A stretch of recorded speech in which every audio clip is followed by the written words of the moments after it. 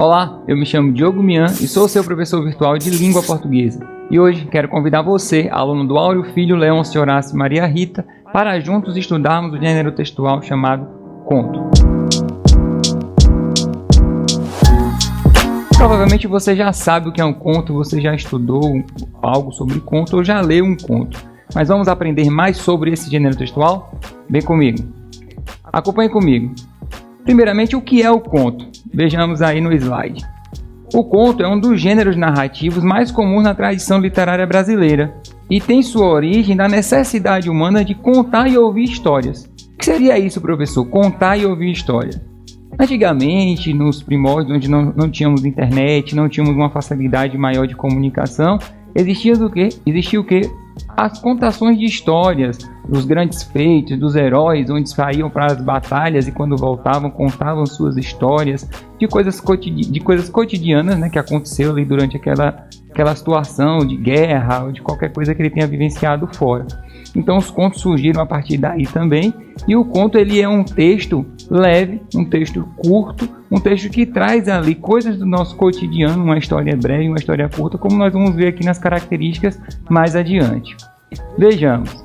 Então, o gênero literário conto, ele é estruturado como uma narrativa curta, que envolve apenas um conflito. É comum que o conto apresente o quê? Apresente um espaço delimitado, apresente um tempo marcado, apresente a presença de narrador e apresente também poucos personagens e o enredo, obviamente. O que seria isso? Uma narrativa curta com apenas um conflito. Ou seja, por ser um texto menor, um texto curto, ele traz ali um conflito apenas, onde ele traz uma única situação que tem aquele conflito, onde vai resolver aquela história, vai contar a história, vai resolver a história, vai trazer para a gente através desse enredo, com poucos personagens. Alguns contos às vezes acontece de vir apenas um personagem, ou pode acontecer do conto acontecer a história toda dentro da imaginação, talvez do narrador, e assim sucessivamente a gente vai ver essas características mais para frente. Então temos aí o espaço delimitado. O que seria esse espaço delimitado, né, dentro do conto? É o local em que se desenvolve a história, ele é delimitado, como uma determinada casa, uma rua, um parque, uma praça, ou seja, a história do conto ela vai acontecer ali dentro desse ambiente, dentro desse espaço delimitado, marcado. Pode acontecer, você pode ler um conto todo, e esse conto, a história ter acontecido toda em um almoço, por exemplo. Você estava almoçando ali com alguém ou sozinho e você estava observando ao redor e essa história foi contada a partir dessa situação, desse momento do almoço, né? Então o espaço delimitado seria basicamente isso. O tempo marcado é o quê? O tempo do conto ele é marcado. Isso quer dizer que é possível saber em que momento a história acontece. Esse tempo pode ser cronológico ou um tempo psicológico. Vejamos. O tempo cronológico, como já diz, né? Ele traz o quê? São quando as coisas acontecem numa sequência normal de horas, de dias, de anos. Ou seja, você consegue perceber durante a leitura, através desse tempo demarcado, através de horas, de dias, durante o texto, você lendo o texto, pode ter ali. Após tantas horas, ele estava na rua caminhando, então encontrou... E assim sucessivamente, assim vai contando a história. Então você vai perceber que ali está acontecendo através de algumas horas, ou dias depois, ou na manhã seguinte. Existem formas que são ditas dentro do texto que você consegue perceber que tempo é esse. Seria um tempo cronológico ou o tempo psicológico. Como a própria palavra já diz, o psicológico ele vai acontecer onde? No nosso psicológico, nossa mente. Então, é quando as coisas não acontecem numa sequência normal, mas de acordo com a imaginação do narrador ou de personagem. Ou seja, essa história ela pode acontecer dentro da imaginação do narrador ou dentro da imaginação do personagem. Isso aí a gente vai perceber durante a nossa leitura, onde essa história está acontecendo, que tempo está sendo utilizado dentro dessa história. Próxima característica que nós temos aí é a presença de narrador, ou seja, o conto existe um narrador ali naquela história. Então a história do conto é contada por um narrador que pode ser 3 tipos de narradores aí que a gente pode ter, que são os narradores observador, eu vou explicar melhor para vocês o que seria o narrador observador, o narrador personagem e o narrador onisciente. Vejamos. O narrador observador, como a própria palavra já diz, observador, então ele já tem aí esse narrador observador, porque ele faz o quê? Observa. É aquele que conhece a história, mas ele não participa da história. Ou seja, ele vai contar, ele conhece aquela história ali que ele está contando, porém ele não vai participar dessa história. Ok. O próximo é o narrador personagem. Como já o próprio nome já diz, narrador personagem. É aquele que, além de contar a história, ele vai participar dessa história também. Então ele a narra e participa da história. Ele conhece os personagens, ele está ali participando daquela história. Já o narrador onisciente é aquele narrador que ele conhece a história e todos os personagens envolvidos nela. Tanto passado, como presente, como futuro, mais ou menos. Ele consegue, ele sabe de todas as informações, então ele está ali contando aquela história de modo geral, trazendo tanto passado, presente quanto futuro. Então nós tivemos aí esses 3 tipos de narradores, que são características do conto. Então quando vocês pegarem um conto para fazer a leitura, vocês podem observar que tipo de narrador é esse daqui. Aí você pode observar através das características. Se ele está participando da história, se ele está apenas contando a história, se esse narrador tem conhecimento de toda a dimensão dessa história. Então você consegue perceber de acordo com a leitura do conto. Então, acompanhe aí. Poucos personagens. O que seria isso de poucos personagens? Eu já falei anteriormente para vocês que por ser uma narrativa curta, então normalmente as narrativas curtas elas vêm com poucos personagens. Porque se você coloca muitos personagens dentro da sua história, dentro desse conto, ele vai se tornar longo. Então o conto, o intuito dele é que ele seja breve, curto, de leitura rápida, prática, mas que dentro dele contenha todas essas características que nós estudamos aqui. Tem o tempo, tem o tipo de narrador e assim vai.